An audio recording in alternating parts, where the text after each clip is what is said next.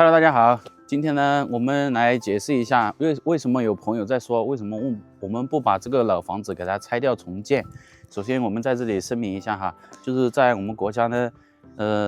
政府對於在農村新建房屋這一項政策是管控的比較嚴格的，哪怕是你在這邊新建比較小的一棟那種鋼架棚的話，都是不被允許的。所以，為什麼我們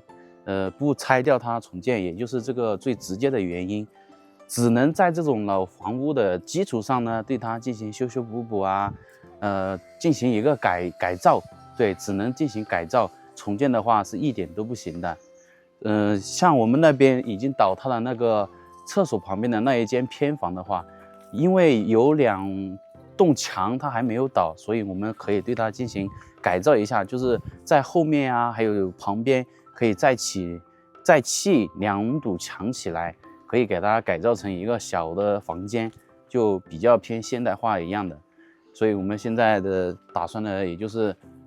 待這個改造完成，給它維修完成之後呢，在那邊再修2堵牆起來，給它改造一下，修一個比較現代化一樣的房間。大家看我們這2面牆，即使它已經摇摇欲墜了，但是我們也是没有把它拆掉的。之前有很多朋友都说建議我們把這些拆掉，保留來也沒有什麼用，因為這個可能一推就倒了。我們不給它拆掉的原因就是，如果我們把這2面牆都給拆掉的話，可能就有50%的可能這個地方就修建不起來了。所以我們要保留一部分，因為這個政策它就是說，老房子它就是不能推倒重建的，只能在原有的結構上進行維修啊、翻新呀、改造啊之類的。就比如說我們這個大房子，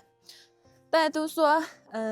拆了重建要好一點，也要便宜一點，而且也要重新好規劃一點，設計啊方面的之類的都比較好一點。當然這個我們也是比較清楚的，而且李俊他們下面大家也是有目共睹的，是不是？李俊他們下面大家都知道建民宿的那一塊地方，是不是？以前它也不是一塊空地，它是那個牛郡。然後後面他去修建都不行，這個都要被要求拆除，是不是？所以我們這個也是不能給它拆掉的，萬萬不可。萬一拆掉了之後，我們連住的地方都沒有了。就比如說這樣，大家說的，把這些牆啊、窗戶呀、柱子全部拆掉了重建，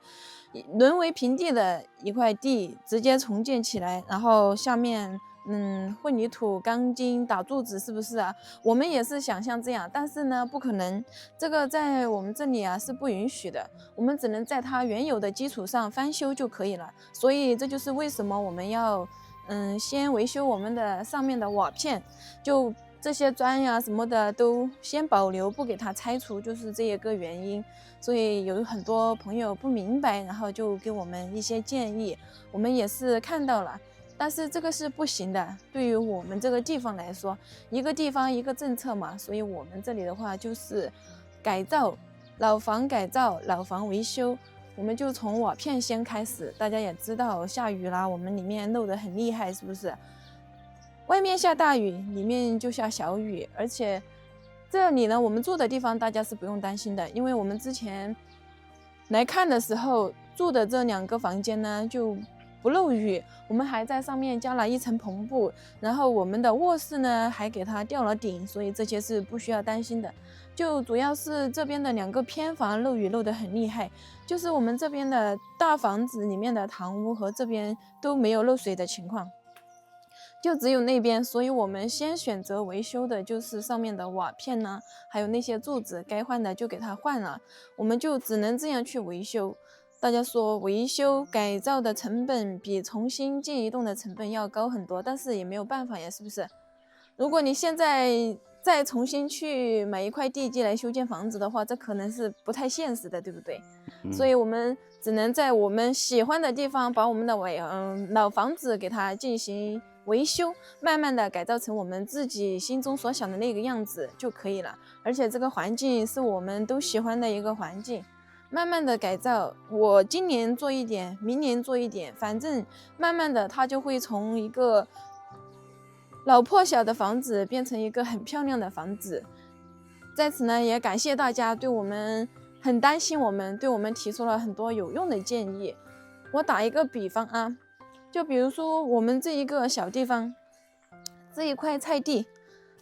如果我們想把它打個地基呀，挖出來蓋一個小棚子呀，或者是打鋼架棚，這都是不被允許的。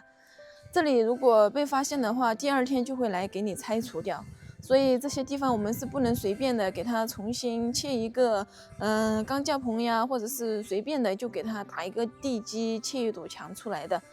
這個是很嚴格的要求。所以我們就只能遵守政策，根据政策的改变而改变。大家都叫我們去問一下組長爺爺這些要求就是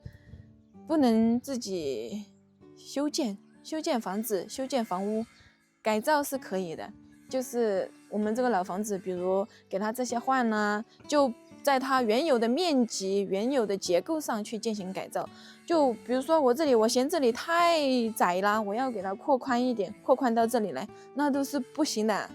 那這些弄起來了，可能我們這個房子都不保了。有時候呢，我們跟大家這樣說，然後就覺得我們的話有一點多了，光說不做這個。但是呢，有時候我們也是要有什麼規劃呀，給大家解答一下什麼疑惑呀，是不是？給他解答一下，事情我們也要做，但是呢，話也要說，对不對？不能光說不做，也不能光做不說。目前呢，我們換瓦片樓頂就是第1步改造，對我們的房子。等它換好了之後呢，不管是屋內啊還是屋外，都要進行一次改造。但是後期可能是我們自己來維修。就比如說這裡這個寶坎啊，就大家之前建議我們啊，就像愚公移山那樣，每天挪一點，每天挪一點，泥每天清一點，或者是那個石頭每天搬一點，是不是？終有一日會成功的，就像滴水石穿那樣，是不是？我們也在想這個問題。如果請別人來做，覺得不划算的話，就自己慢慢的做。不管是做1個月、2個月、1年、2年，是不是？總有做起來的那一天。然後呢，還有這些接沿呢，因為我們目前前面是不是大家都覺得很亂，我們還沒有去修繕它。那是因為我們想把瓦片給它換了之後，這2顆柱子去掉了，統一把前面給它維修好，給它拉一條直線。不然的話，我們光修那邊，然後這邊也不給它修起來的話，後期就可能會比較麻煩。所以我們就想的是把這裡的瓦片換了，這2顆柱子給它去掉了，前面就可以統一的給它規劃或者是維修起來了。因為前面的這一些也坍塌了，那個石頭我們不知道是保留原本的石頭呢，還是用磚砌。但是我們的想法肯定是用磚比較統一一點吧，要麼就是直接用水泥澆灌起來，那樣的話就比較乾淨一點。還有裡面那些地坪呀，什麼都還沒有打，等這些瓦片全部換了之後，裡面不漏水了，我們就可以正常的工作了，操作那些。不然的話，一到下雨天，裡面就開始漏水。現在這個雨還好，這個雨量不大，裡面的話幾乎都沒有漏水。就是下大暴雨的時候，就像晚上那場大暴雨，大家都有目共睹，是不是？只要一下大暴雨，裡面就像線一樣有水，直接滴下來，根本就不能住人了。特別是這2個房間裡面，所以這些都特別的危險。我們做這個決定啊，還是很有必要的。首先把瓦片換了，保證住宿的安全，然後這外面的話，這些都可以後期慢慢的修繕，只要保證裡面沒有什麼問題就可以了。在外面這些院子呀，這些後期都可以一一的給它完善起来。对，